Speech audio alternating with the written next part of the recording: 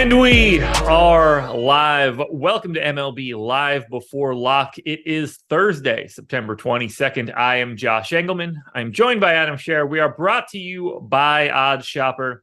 Same 8 games we had earlier today on the docket. We're going to break them all down. We're going to be able to take our time now because we don't have to start 20 minutes late because of Laffy. It's fun. He might actually be the lead. We might be the lead into him. I'm just going to drag my heels. We're going to be here till 7 o'clock, man. You ready? Yeah, I mean, I think we can just, once the slate starts, just start breaking down ownership, going through all of that. That's a good idea. Sit there and wait. That's a good idea. Maybe we'll take a look at that.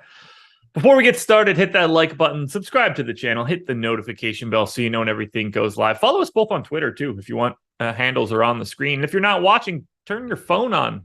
Watch the video. Check out those handles. What'd you do today? Anything interesting? Man, I slept. I took like a 30-minute nap. That was about it. It was nice. I think I took like a 4-hour nap. I would really prefer to have taken that nap, if I'm being honest with you. But here we are. Just talking baseball. Filibustering a little bit here. I'm just trying to kill a little bit of time because I got a sneaky suspicion we're going to rip through this one. But there have been some changes to the slate. So I say we just dive in. What do you say? Yeah, and I have a crunch running right now, so I'll actually have some idea of what I'm doing. I've heard this before, and then something happens, and then you don't. But there's only one lineup left. Probably comes out in 10 minutes, and I just have to start over. Yeah. Well, at least that's the only lineup left, right? Yeah. So this should be relatively easy. But you'll find a way to screw it up, I'm sure. Pirates and Cubs, 3.8 run implied total for the Pirates, 3.6 for the Cubs. Mitch Keller and Hayden Wesneski going for the Cubbies. Wesneski unowned at 6,900. Mitch Keller 15% owned at 5,800. I was getting less Keller earlier today. I am now getting more Keller that we saw his ownership come down a little bit. How are you feeling about Keller, who looks probably properly owned based on our top pitchers tool? Yeah, I think his ownership's about where it should be. I had him optimal around 14% of the time. So that's pretty much in line with the 14% ownership that he's projected for. We have him with an 11% chance of being a top 2 scoring pitcher, 28% chance of being a top 2 value, leads the slate. 5,800 is just too cheap of a price tag. It's not a bad matchup against the Cubs either. You have the game in Pittsburgh. It's like 60 degrees. A lot of things working in Keller's favor.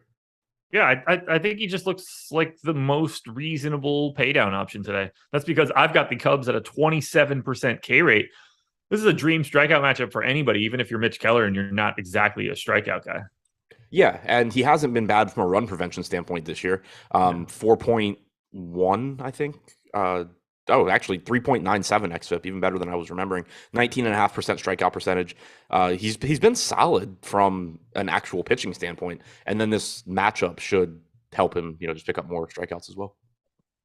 People are talking about if they take a nap, it messes up their whole schedule and their routine. Our schedules are slightly different than the standard issue schedules, so the middle of my day is wide open. I tend to lose a bit of sleep at the late night and grab it again in the middle of the afternoon. Yeah, and for me specifically today, there wasn't much sleeping last night. There you go. But during the NBA season, when I get done a strategy show, my goal is to go immediately to sleep and try to grab the hour that I know I didn't get the night before. Yeah. And also, I can't do the 30-minute nap thing either, though. If I take a nap, it needs to be a solid 1 to 2 hours at least, or I just feel awful. So I didn't plan to take a 30-minute nap. I woke up, and fighting a nap is where I start to feel like shit. If my body wakes me up, then it's just like shit. I guess this is going to be it. So this one happened to be 30 minutes. But when I opened my eyes, I set a timer, or I set an alarm for multiple hours in the future past that. Yeah, I had no idea what time it was going to be when I woke up. Yeah, for sure. All right. What about Wesneski here? I think that he's not getting much ownership. I think probably going a little bit under-owned, but also not any sort of priority. We have him getting 1% ownership, 6% chance of being a top 2 scoring pitcher. He is $1,100 more expensive than Keller. He's also more expensive than Barrios. I think from a tournament standpoint, if you pivot to some of him in a good matchup, that's fine. But I don't think he's any sort of a priority for me at all. Yeah, I'm not getting to any at all. I wouldn't be mad if I got anything probably upwards of 10%. It just doesn't appear to be happening. Yeah, in the crunch that's running right now, he's showing up in 4% of the lineups I'm building. I don't know, obviously yet what percentage I'll end up playing, but certainly pretty confident it's not going to be a lot. All righty. Well, then let's talk about the Cubs. On the opposite side of the Keller ownership, the second most owned team per our top stack tool. They're ninth in top stack, first in top value at 23%, second in aggregate ownership, 11%. That is mostly just the first five guys in the lineup. What do you think about this Cubs value? I do think the value is kind of interesting. I know some of it's showing up in my cash build just because they are so cheap. You have McKinstry with second base shortstop eligibility leading off at 2,800. Reyes is 2,500. You have Yan Gomes, a catcher, hitting cleanup at 2,900. So from a value standpoint, they look pretty good, but the park's not good for hitting. The weather's not conducive to hitting. They are getting some ownership because they're so cheap. So I think it's a spot where, the value's nice, but I still don't really like the spot, and I don't really like the ownership they're getting. No, I don't like this ownership either. I think there are more places you can find relatively comparable value and just not be here with the Cubs. Like for right now, I've got way over the field on Verlander, well over the field on Bieber, well over the field on Woodruff. I'm getting the expensive pitching. I don't want to go to also go to the chalk value hitting. It's just easier to find it somewhere else. Right. And so I just look, I've mentioned it before that I like my version of the top stacks was a little bit different because it factors in it's basically optimal percentage instead of just top 2 percentage. But even that, I have the Cubs at 8%. So even though I'm coming in a little bit higher than us just because of the value playing in, I'm still not getting to that 11% mark on them. No. Are the Pirates a better value stack? Because they are 11th in top stack. That's lower, and lower in top value. These are 1 and 2. But they are only 6th in ownership. That is 8% aggregate. Do you like Pittsburgh more than the Cubs? I do think they're going a little bit under-owned. I have them with basically the same 8%, optimal percentage as the Cubs, and they're just getting a little bit less ownership. The park still sucks, but you do have some power in this lineup with Cruz, Reynolds, Castro at the top. You've got some really cheap bats as well. Sawinski has some power too. So I think, given the ownership going to the Cubs, I do sort of prefer the Pirate side in tournaments if you're just choosing between the two. I got 2% of the Cubs, 3% of the Pirates, and no 5-man stacks of either team. So I'm mostly just avoiding this game from a hitting perspective and only getting to Mitch Keller. Yeah, I won't be upset if that's the case for me either. All right. Any cash options here just because of this ownership? The Cubs, for sure. Let me pull it back up. I think 3 Cubs in my cash lineup right now. Okay. McKinstry, Gomes, and Reyes. Didn't get to Pittsburgh, I don't think. I'm double checking, but pretty sure it was just the 3 guys from the Cubs. I'm running mine right now. I am getting McKinstry in something around 40%. That's the only Cub that's showing up anywhere above 10 for me. O'Neal Cruz showed up for me as well. He's in 28%, the only Pirate to be north of 10%, basically. I'm getting all of the Brewers. So we're going to get there right now. Reds and Brewers, 3.4 run implied total for the Reds, 4.2 for the Brewers. Hunter Green and Brandon Woodruff. Hunter Green, 18% owned. So that's a pretty big change from this morning where we didn't have him included in our ownership projections. Now up to 18% at 7,500. $9,200 Brandon Woodruff on the opposite side, 35% owned. I think Woodruff is probably the best combination of upside and price for today. This Reds matchup isn't as good of a strikeout matchup as I was expecting earlier, but I am still over on Woodruff. Let's start there. How do you feel about him? Yeah, I think Woodruff looks great. He's, for me, the second highest projected pitcher, slightly behind Verlander, but you're getting a $1,500 salary discount on DraftKings, so it's just going to be easier to get him into lineups. The park isn't great for pitching, but it is pretty cool in Cincinnati as well. Looks like it's around 65 degrees. Woodruff, overall, just a very good pitcher. 29.3% strikeout percentage is second highest on the slate behind Hunter Green. 3.29 xFIP is basically the same as Verlander. So, like you said, not the best strikeout matchup given the hitters in the Cincinnati lineup, but it's also not a lot of very good hitters for the Reds. Yeah, that's also true. 91 WRC plus for the Reds. That is the lowest by 5 points here. So, yuck. What are we doing with Hunter Green? 17% top pitcher odds, 19% top value. Probably, honestly, a little under-owned at 18%, but at the very least, properly owned. Yeah, I agree. I mean, the strikeout stuff is certainly there. 29.8% leads the slate. He's a really volatile pitcher. 3.77 xFIP is good, but he has allowed 1.9 home runs per 9 innings. Part of that probably some bad luck, but that also just stands out as it's a young pitcher who throws really hard, probably still struggles a bit with command, and that's why you see those power numbers. 197 actual ISO to lefties, 174 expected, 231 actual ISO to righties, 197 expected. So while he has gotten unlucky, it looks like in terms of power, he's still giving up plenty of it, even when you average, even when you look at the expected numbers. So I think it's still just a really volatile spot. You have a 4.2 implied run total for the Brewers, but $7,500 price tag is really appealing. We have him with a 17% chance of being a top 2 scoring pitcher, which is 5th highest. 19% ownership is reasonable. We have him as one of the best value options at 19% as well. So I agree that Hunter Green's just going to give you a lot of upside and also let you build really strong lineups around them. How are you reconciling the fact that Hunter Green pulling 18% ownership right now, and the Brewers are our top stack, third in value, and number 1 owned team? What's the balance there for you? Yeah, I think I just end up playing a lot of both sides. I know in the crunch I'm running right now, I'm getting a lot of Milwaukee lineups. Again, that doesn't necessarily mean I end up playing those lineups, but they're certainly being generated, which tells me they look good. I was getting to Milwaukee quite a bit in cash as well, as you had mentioned. So I don't really mind just having a lot of both sides if it works out that way, because it's just really easy to see, the ceiling for both sides. You have a lot of power for Milwaukee. You have a good hitter's park. You have a pitcher in Green that gives up a lot of power. And then on the other side, you have somebody that just strikes out a bunch of guys, throws insanely hard. I mentioned it this morning. If you haven't seen the clip on Twitter, find it. I think Pitching Ninja posted it. But he had 12 pitches, Hunter Green, in his last start that were greater than 100 miles an hour, just throwing 102, 103 mile an hour fastballs. Ridiculously good stuff for him. So given the price tag there, and then also the relatively inexpensive price tags on Milwaukee, I don't have any issue if I'm just heavy on Hunter Green, and in other lineups heavy on Milwaukee. Yeah, I'm just not really getting to Green, and I'm about half the field on the Brewers. I think the Brewers look great. It's just a lot of ownership for this slate, and a couple other high end teams that really aren't pulling it the same way. But I'm still getting to a chunk of the Brewers.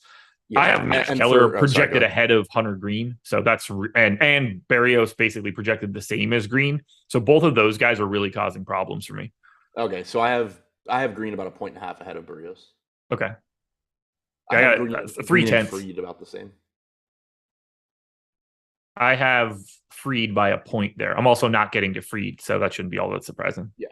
And as far as, the ownership coming to Milwaukee, I'm with you there. Even factoring in the salaries on the Brewers, I have them as the highest top stack percentage at 10%, but that's not, they're getting more ownership than that. Yeah.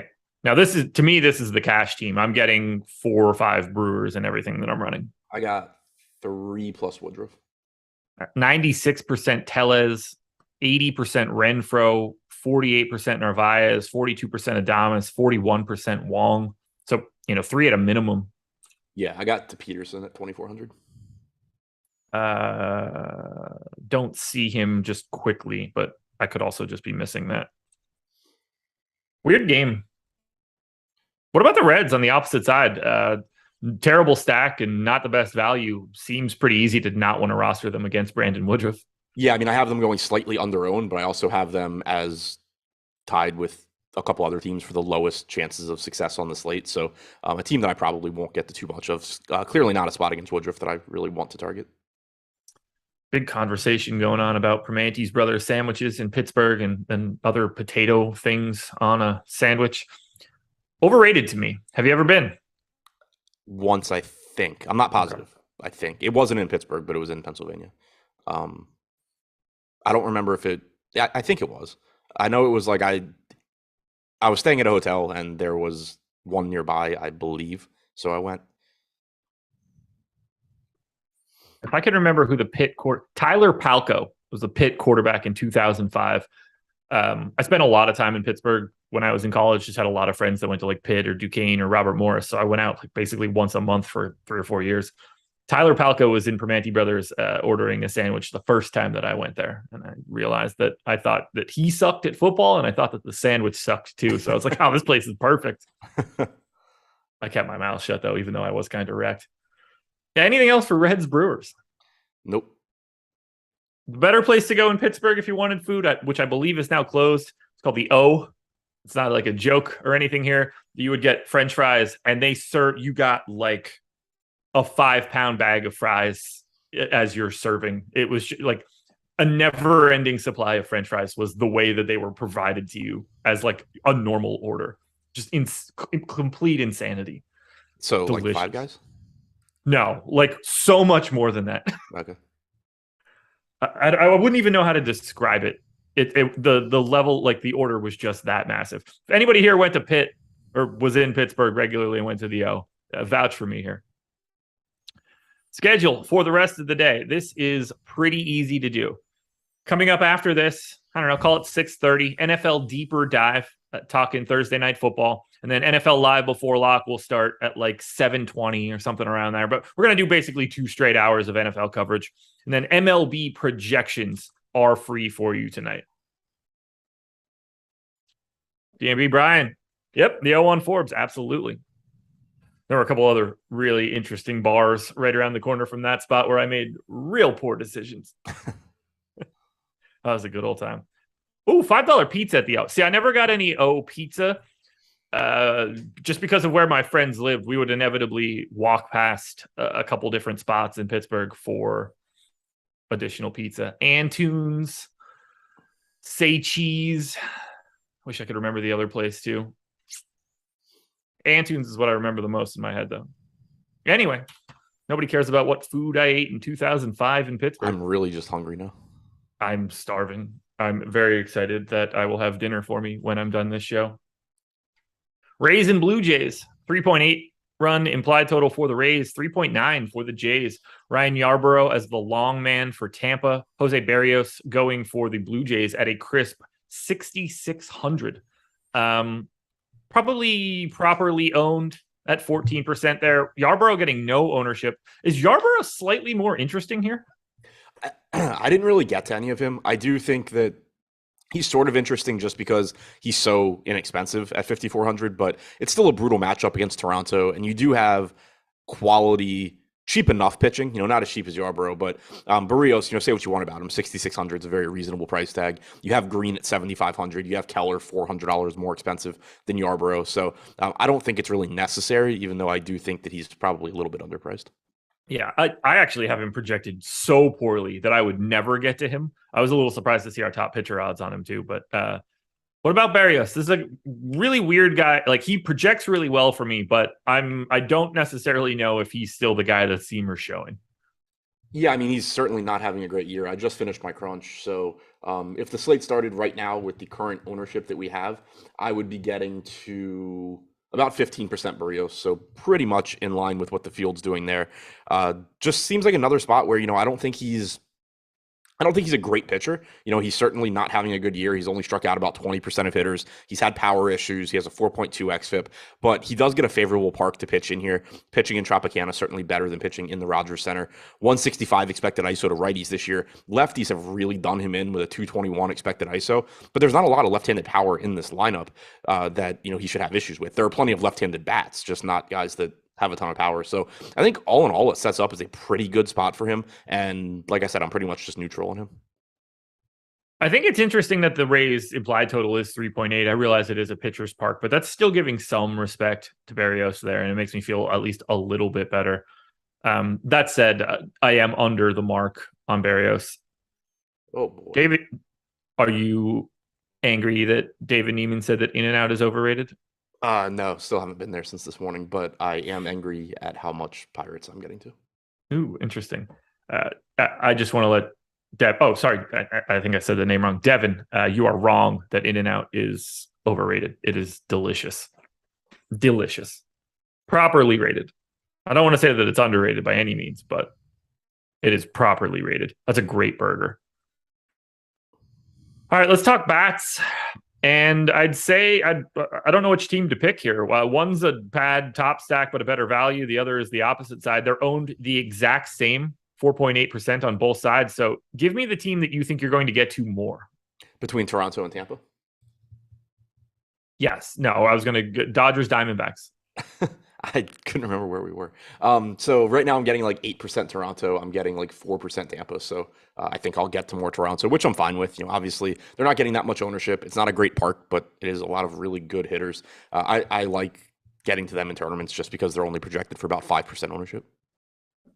I'm getting basically the field for both of these guys. 5% of the Rays, 5% of my 5-man stacks, 6% of the Rays, or 6% of the Jays, 6% of my stacks. Who actually stands out here to you? Like, I'm getting a bit of Jose Siri more than anything else, really, for the Rays. On the Blue Jays, it's basically just a steady stream of like 6% of everybody, and most of the Blue Jays stand out to me. Yeah. From the, like I said before, from the Tampa Bay side, I think you really want left-handed power. It's just a matter of where are you finding it. Wander Franco looks okay at 4,400. I wish G-Man Choi were hitting a little bit higher in the order. From the Toronto side, they all look good enough. I'm getting around like 12% Guerrero. I think 6%, like 6-7% on a lot of the other guys. Okay. It's a weird game. It's just like, it's hard to get to a lot of anything, whether that's Berrios, the Jays, the Rays. I think it's all just sort of pretty properly owned. Agreed. God, I have Wookie says 50% on Neil Cruz. Culver's is better than In and Out. You can't name things that aren't like, I don't even know what that is. Yeah, like I think there are better burgers than In and Out, but they're not a gigantic chain. Like, what do you know what Culver's is? I've never been. I've seen it. I'm pretty sure. How many Culver's exist? $3.2 billion in revenue. Maybe I'm just an idiot. 905 restaurants in 26 states, mostly in the Midwest. Okay, so it's in the Midwest. It's in this section of the country that we should just cut out. I was going to say, I was pretty sure it was somewhere that I've lived that, like, I didn't live very long, but that, like, it was definitely, like, one of those, I couldn't remember if it was Midwest or if it was South Carolina or if it was, like, Arizona, but. Yeah, I mean, I'm never going to end up in Sauk City, Wisconsin. You know what I mean? That's just not. There are cities in the Midwest, like, Chicago. Yeah, but we could probably just take that whole middle third of the state and just like dig it into a giant lake. Yeah, just expand the Great Lakes. Yeah, sure. Just turn it into like just we'll have the East Coast and the West Coast, and then we just create another coast. You have the West Coast of the East Coast, and then you'll have the East Coast of the West Coast. That's so much better than what we have right now. Are we really missing Kansas? This is obviously eventually just going to get back to getting rid of Florida again, right? I don't know. I don't want AB to yell at me again, man. Yeah, that's what we need to do right now. I'm never going to end up in Sauk City, Wisconsin, or wherever the rest of these places are. A location set to open in Bullhead City. I don't even know where that is. Ugh. They probably have some pretty solid dive bars there. Well, yeah, what else do they have to do during the day? Orioles and Astros. 2.8 run implied total for the Orioles, 3.9 for the Astros. Kyle Bradish and Justin Verlander. No ownership going to Kyle Bradish. 26% going to Justin Verlander. I knocked Verlander down in innings earlier today. I now have him projected even higher than I did earlier, which is incredible to see. 2.8 run implied total. I'm getting to more than 26% of Verlander. He's my highest owned pitcher, and it's not particularly close. I have like 60% right now. Just a really good pitcher. I expect him to give you like 6 innings-ish. I don't expect him to, go super deep into the game, no matter how well he's pitching, but good enough spot against the Orioles. 2.7 implied run total. You get plenty of strikeouts again at the bottom of this order with Kyle Stowers in the lineup. He's got power, but also strikes out a ton. Rougned Odor, we know, strikes out. Mateo strikes out. So certainly should be able to rack up some Ks at the bottom of the order at the very least. And it's just not that difficult to get to him either. So, I'm getting a lot of Verlander right now. I'm breaking chat at this point. This is fantastic. BT Platinum said, "Nah, we need Texas, baby." Yeah, we're going to stop at Texas in my plan to dig out the entire Midwest of the United States, because I'm not going to be the ones to tell them that they got to go. They'll just kill me. Like, no, they can stick around. Nobody else in the rest of the state has the guts. Eric Traub says Culver's is GOAT. So, okay. Josh is forgetting he'd eliminate. What would I eliminate here? Most of the beef, beer, cheese, and corn. If I plan to eliminate the Midwest. Nah, man, I'll just import it from China like we do for everything else. Done. Fix the plan they are already. known for their beer and cheese. Absolutely. You've never had good Chinese beer and cheese, man? Incredible. Incredible. I don't even have a good joke, but yeah. AB's already getting on you. Is that what I saw the Slack button bump Yeah. up on the chat? Is that what I'm getting right now? I didn't even think about the fact that Chicago crossed over for this one too. Look, if I'm going to be perfectly honest, I loved my time in Chicago. I had a great time, great couple days. Yeah, Chicago was fun.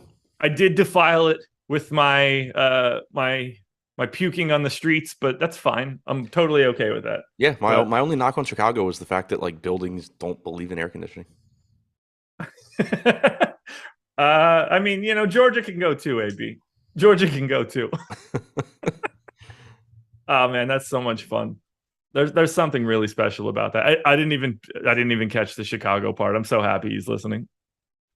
Shout out to AB. Watch the strategy shows Monday morning for NFL Showdown, or Thursdays too. I honestly don't know the answer to that one. Kyle Bradish. Let's try to do this slate. Oh, there's baseball today.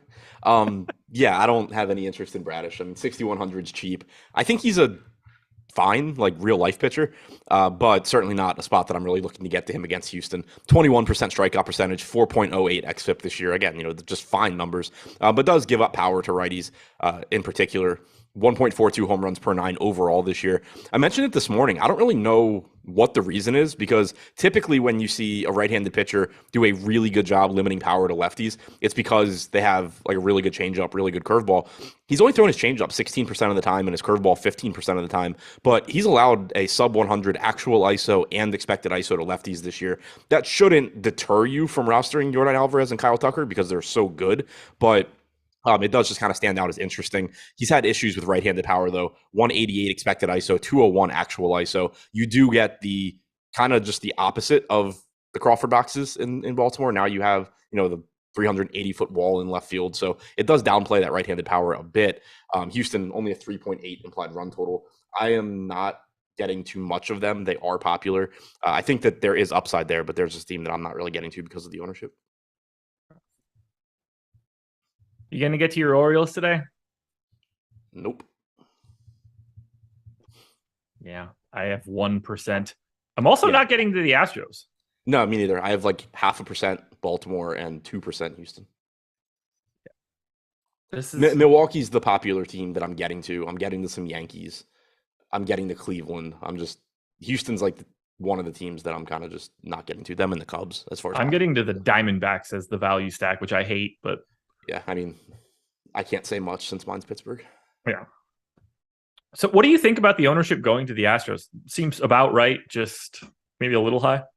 Yeah, it's one of those spots where like I can't say that it's wrong, because if they weren't getting ownership, I would certainly love to get there. But I don't particularly like the park for the right-handed power.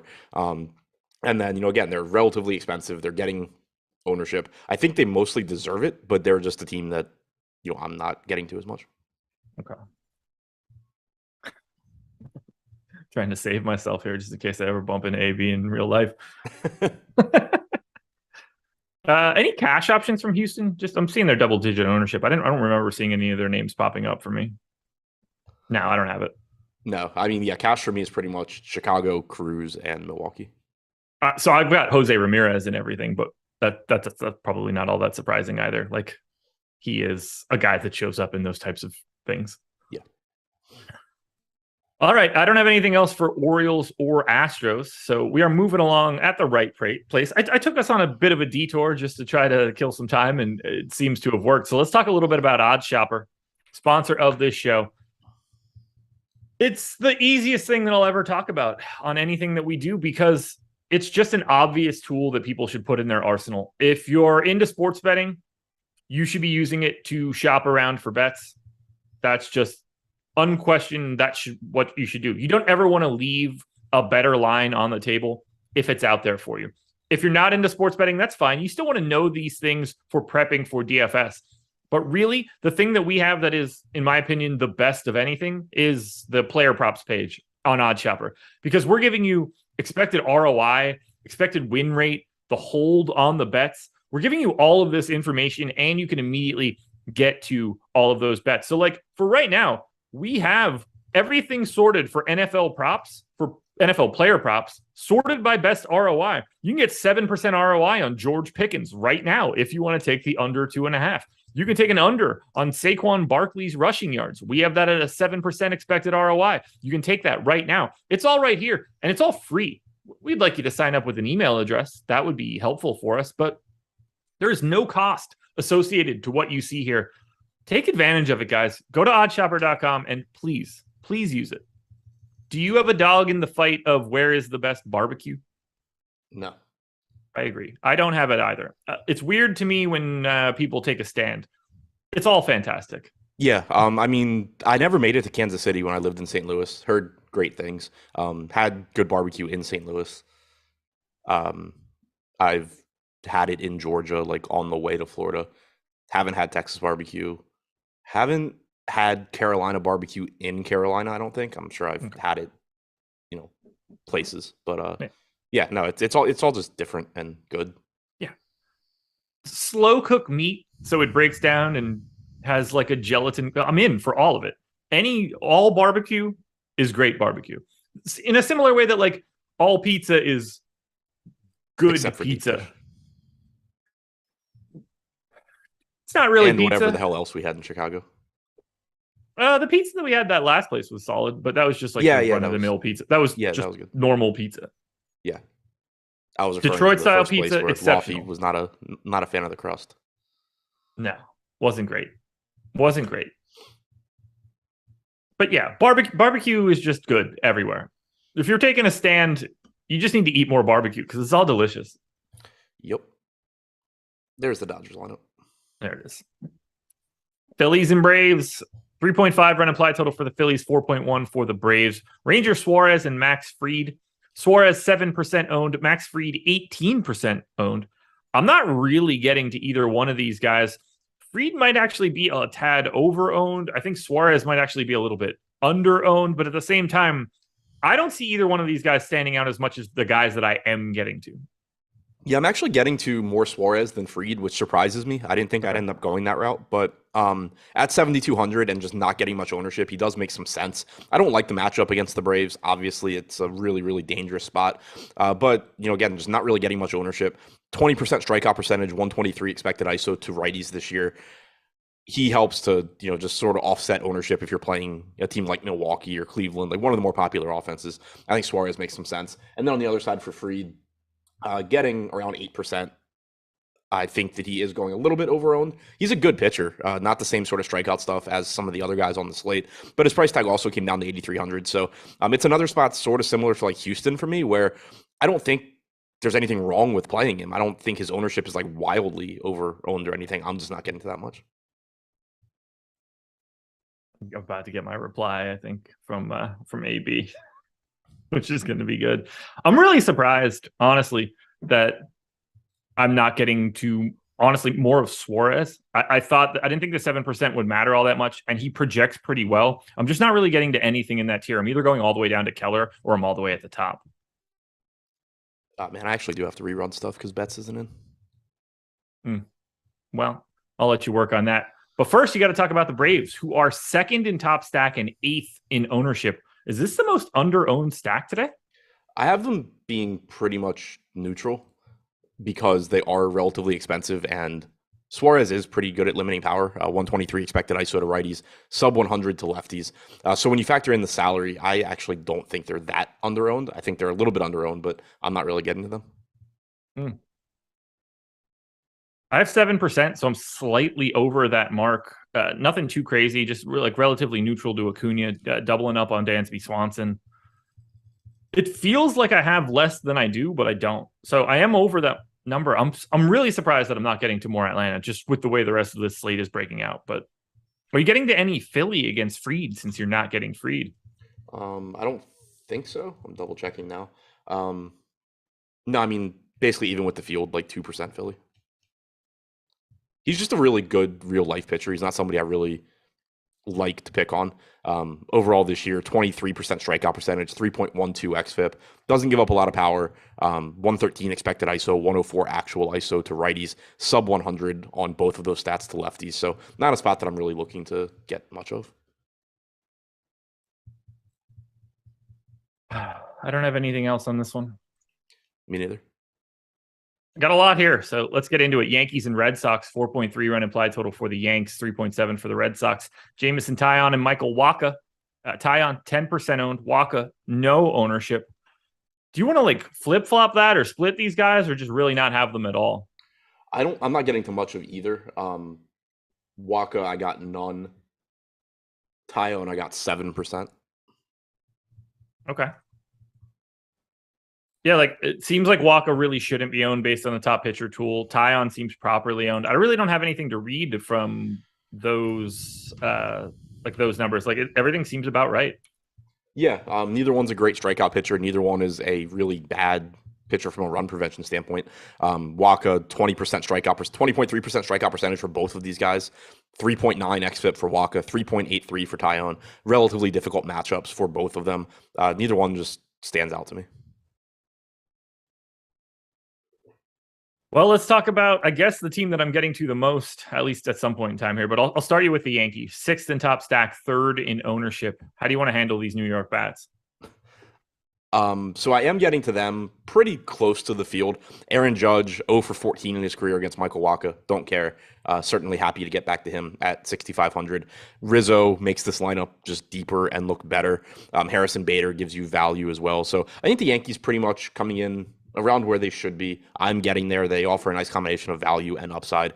Wacha, again, not a bad pitcher, but you just have a lot of upside in the Yankees lineup. 166 expected ISO to lefties, 164 to righties for Wacha this year. On the other side, I'm not getting to much Boston, but I do like the idea of getting to left-handed bats here. Taillon's had some issues with left-handed power, 193 actual ISO and a 187 expected ISO. And then you get, Rafael Devers going into Yankee Stadium, Alex Verdugo, Tristan Casas. Those three guys in particular I like. So again, I'm not really getting to them, but I would point out, especially Devers and Casas, as really good options. So I'm a little under on the Yankees. Oh wait, you went Red Sox. I heard Casas, and I was just like, I'm about to talk about something that I haven't prompted yet. I talked about both sides. I can't stop getting to the Red Sox. I don't know what's causing it, other than the fact that I just think they're decent. But I have 19% Red Sox today. I think it's the park. Yeah, I'm sort of hoping when I rerun stuff for the Dodgers that I get to more Red Sox. Because like I said, I really like the spot for the lefties in particular. Taillon's not very good against them. They're getting a nice upgrade going from Fenway, where it doesn't play as well for left-handed power, to Yankee Stadium, where it's great. And yeah, I don't know. I want to get there. I'm just not. But I really like Devers. I really like Casas. Yeah, like I have 20% of Casas, 24% Devers, 18 on Pham, Bogarts, basically Verdugo, Kike. Like I'm all over this Boston team. You think Judge gets the Triple Crown? Yes. Interesting. I think it's wild that he's going to get the triple. Like that's the craziest part of all of it to me. Who's the MVP to you? Judge. Okay. And that, so I know where you're going. I know where you're going with this already. I'm excited that you saw. I'm happy that you saw it. What? Tango. Oh yeah. So I had misremembered what he said. I was very heavy on Ohtani, and also earlier in the year, I really thought it was Ohtani, but then Judge just kept going. Yeah. And so I kind of flipped my opinion within the last week or so. You're allowed. That's fine. It would be really crazy if Judge hits for the Triple Crown and hits 65 homers and somehow loses the MVP. Yeah. Well, and I also thought I think Judge was going to win MVP with a much worse year than he is having. I don't think Ohtani was getting it 2 years in a row. That's fair. But I think Judge deserves it. It's fun to watch. What do you think he ends up signing for? How much money is this dude about to make? A lot. Because he's old. Yeah, he's not young. What is he, 28, 29? 30.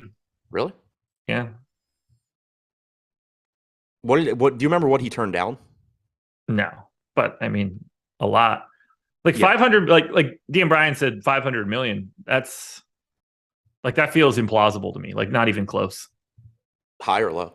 Low, or that number way too high.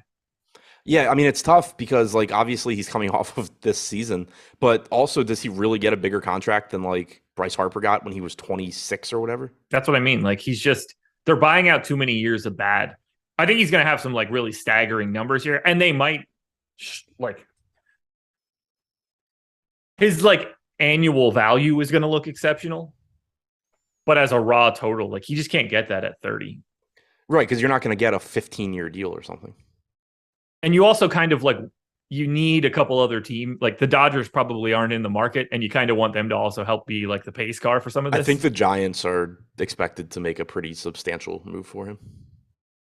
Larry C says Judge turned down 210. Yeah, I'll say I feel like in that 300 range probably makes sense. Yeah, must be like fun. What's he gonna get? Like an 8? He'll get 8 to maybe 10 years. I don't know. I could see it being shorter than that. But that's all like, gymnastics about like the way that they're going, like deferred payment type nonsense. Yeah, I mean the universal DH certainly helps him here. Absolutely does. I can't wait to see. I just hope he gets out of the AL East. I bet you do. Or lands on the Orioles. I'll take that too. How great would it be if he was just like going to the Rockies? Right. He's like, I hit 90 dongs. All right. Anything else for Yankees, Red Sox? Nope. All righty. Let's go White Sox and Guardians. 3.3 run implied total for the White Sox, 3.9 for the Guardians. Johnny Cueto and Shane Bieber. Bieber 10,100 projected for 25% ownership. This is another guy I'm over on Bieber as well. He looks very similar to me to Verlander and to Woodruff, I guess. Yeah, I'm getting around the field on Bieber a little bit over. Also, Aaron Judge will most likely not hit like this for one more year, much less 6 to 8. Oh, yeah, no. Like, I mean, I agree with the overall point that like he certainly could just be a good hitter into his late 30s, but it's possible. But you can't expect him to ever replicate what he's doing now. No, he'll never have a season sniffing a triple crown with 60 plus dongs. Like, right? Is he really good? Yeah. Is he probably better than he was for the previous 3 years? Yeah, a little bit, but like, he's going to settle in as like a 160 WRC plus guy next year or something, which is still one of the best hitters in baseball. Yeah, and I mean, like to put it in context, his WRC pluses since 2017, 174, 150, 141, 140, 149, like all excellent. This year is 211. Like it's just not happening again. Do you think he just got on the gas for this? Yeah, I mean, I don't know. Was it? I don't remember if it was you. No, I think it was Neil. We were talking about like. I'm not saying like I think he's on anything. I do just assume most or all players are just like up to a very like fine line on what they're putting into their bodies to get an edge. Like I just kind of assume that players are all taking borderline stuff. No, I think that they probably are. Talk to me about Bieber. I think he looks good here. I'm getting around the field, getting around 30%. Not a great strikeout matchup, but he is a good pitcher. Price tag's reasonable on him. 25.7% strikeout percentage, only a 5% walk percentage is nice, not putting extra guys on base. 2.99 xFIP leads the slate. Just think the ownership's pretty much where it should be. I think he's a good option. Pujols has to be. What? Doing something he's not supposed to. I hope he is. I just keep waiting. I don't know if you remember it. Rafael Palmeiro, when he came back to the Orioles in like 2005. He got popped like almost immediately then, right? It was like, it was partway through the season, yeah. And it sucked, like as an Orioles fan that like grew up on Palmeiro. But I just keep waiting to get that headline, like, Albert Pujols suspended. Yeah, it'd be great. Nobody, they'd probably just sit on it. I don't even think they'd bring it to light. Yeah, probably not.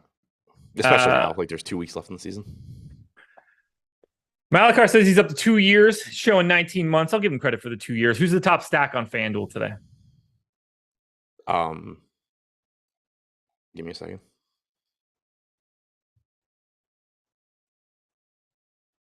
So we have Milwaukee at the top. They're also popular. I think the Yankees and Braves look like good pivots away from Milwaukee. Okay. And then Eric hit us with the super chat. Thoughts on an Astros 3-man, Diamondbacks 3-man, Judge and Gallo one-offs, Woodruff and Wesniewski in a DK large field GPP. Should I go back to the drawing board, or is this reasonable enough? I mean, I don't go. That's too much.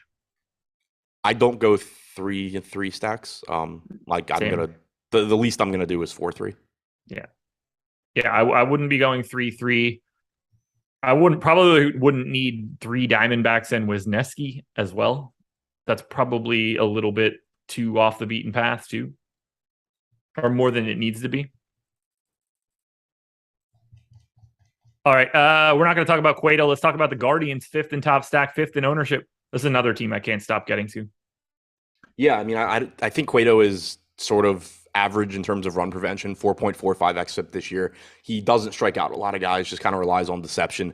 I do like that the salaries have come down on Cleveland, so I am getting to them. We had Quan at 4,900 yesterday. He's back down to 4,400. Ramirez dropped $400 to 5,700. Rosario dropped like $900. So they're a little bit easier to get to. I do think it's a pretty average-ish spot against Cueto. They are one of the teams that's relatively popular, but that I am still getting to.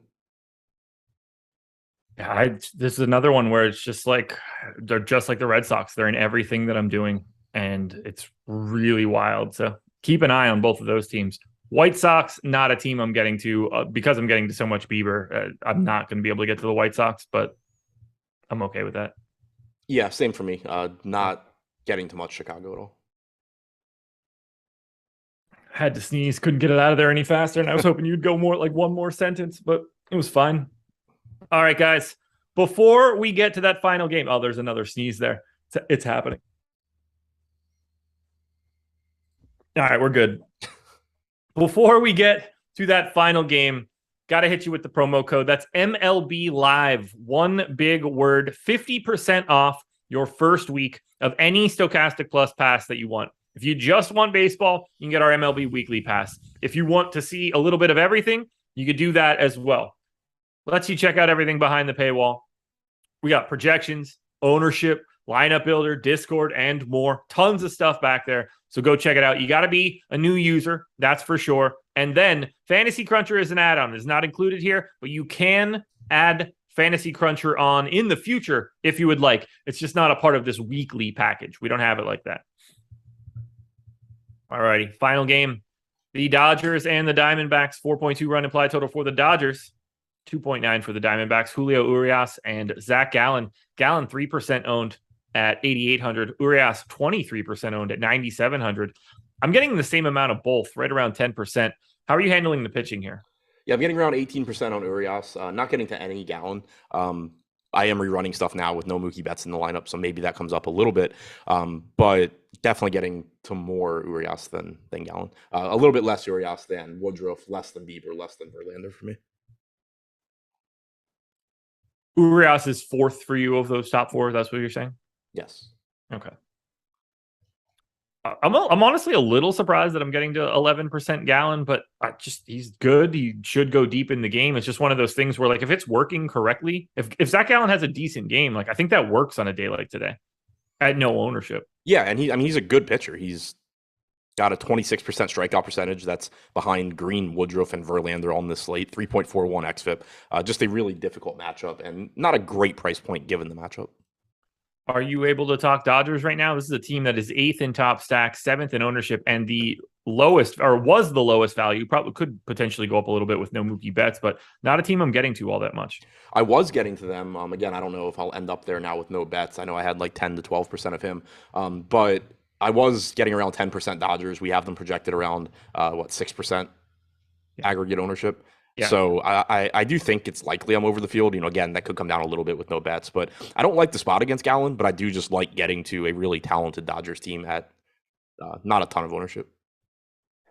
Do you want to get to the Diamondbacks team as a value stack, or are you just going to maintain your Pittsburgh stacks? I think I'm sticking with Pittsburgh. Okay.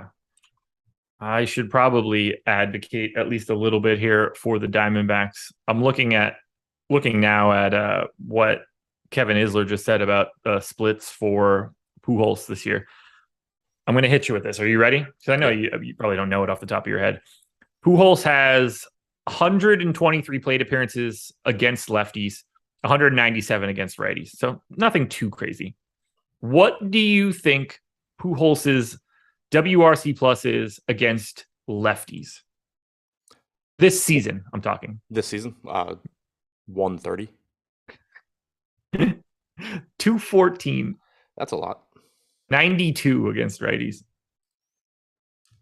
He's got a 393 ISO against lefties, 407 on base, 750 slugging. and a 163 ISO against righties. Comical. This dude is just nuking anybody with a left hand the moment he gets to the plate. Anyway, Diamondbacks here for me. To me, there was just too much value coming into like the Pirates or the Cubs or the Reds in terms of ownership to value. We have the Diamondbacks fourth in top value, but owned at 2.2%. You also get on the opposite side of the Urias ownership. Is it a tough spot? Yeah. Is it going to succeed all that frequently? Probably not. 3.7% chance of being the top stack. But we had Pittsburgh at 5%. They're getting 4 times the ownership. So I am getting to the Diamondbacks. I think they work as a sneaky value stack if you are paying up for all of the more expensive pitchers. Yeah, I don't have any disagreement there. I just don't think I'm going to end up getting to him.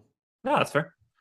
I just, if I've got it on my screen right now that I got 12% Diamondbacks, I kind of got to at least talk about it for 30 seconds before I'm just saying it. Yeah, and like I said before, I'm getting to a lot of Pittsburgh. It's not like I'm wildly excited about that. Eric Johnson says, "Hey Josh, how about them A's?" I don't even know what he means.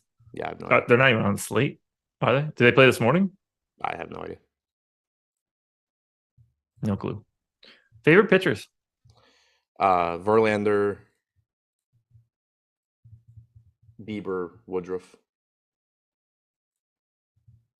Yeah, I'm with you. Those are my 3 top exposed guys, 48, 47, and 38% for all 3 of them. Only other guy I have in anything north of 11 is Mitch Keller. Favorite stacks? I guess I have to say Pittsburgh, given how much I'm looking at right now. Milwaukee, Dodgers, Yankees, Cleveland. When I ran the crunch, most exposed stack was Cleveland. Second most was the Red Sox. Third most, the value stack du jour for me, that would be the Diamondbacks. Biggest fade, Cubs and Astros. You get one chance, chat. One question. If anybody has one, the first one I see, we can answer, and then we are going to get out of here, turn it over to NFL Deeper Dive, because I am a good host, and I want Laffy to have as much time as possible. Well, this is Mark Curry. This is easy. Well, maybe it's not easy. That's actually a decent. I'm going to ask you the question. Who makes the playoffs first, the Diamondbacks or the Orioles? Orioles. Okay. I can see that is a tough question. They've made it easier with the way you can get into the playoffs now for baseball, because that's obviously a very different path to success. Although Arizona also has to deal with the Padres, the Giants, and the Dodgers, which isn't a great scenario. So yeah, I agree. It's the Orioles. I mean, the Orioles have to deal with the Yankees, obviously, and Toronto and Tampa, but yeah, I think skipping Boston, the disrespect. Yeah. I mean, I just think it's the Orioles. There's a non-zero chance it's this year. It's a very low chance, but I just think that they're like a year ahead of Arizona, probably. Yeah, both tough divisions for sure. They're just a lot of money. Yep. Except for Tampa. Yeah. Anything else you want to touch on? Anything else you're seeing on this final run? Nope. Kevin, yes, it is incredibly surprising that Pujols is thriving in St. Louis in his final year. It's ridiculous that he's succeeding in anything. He shouldn't even be in the league. Well, I mean, he clearly should. Well, yeah, but like we thought Pujols should have retired multiple years ago. Right. It worked, but like he shouldn't have been on a roster. Right. Like when he first went to St. Louis, it was kind of just like, oh, cool. They're giving Albert Pujols like a roster spot for sentimental reasons. Like, I'm happy about it. It's a cool story and all. Oh, but for sure. Should have never existed other than to basically sell tickets for locals. That'll do it, folks. We're out of here. Thank you for being here. Hit the like button, subscribe to the channel, hit the notification bell, all that good stuff. Watch our NFL stuff. 2 more hours of content for a garbage Thursday night football game between the Pittsburgh Steelers and the Cleveland Browns. So enjoy it. DFS is way better than watching the game. Peace.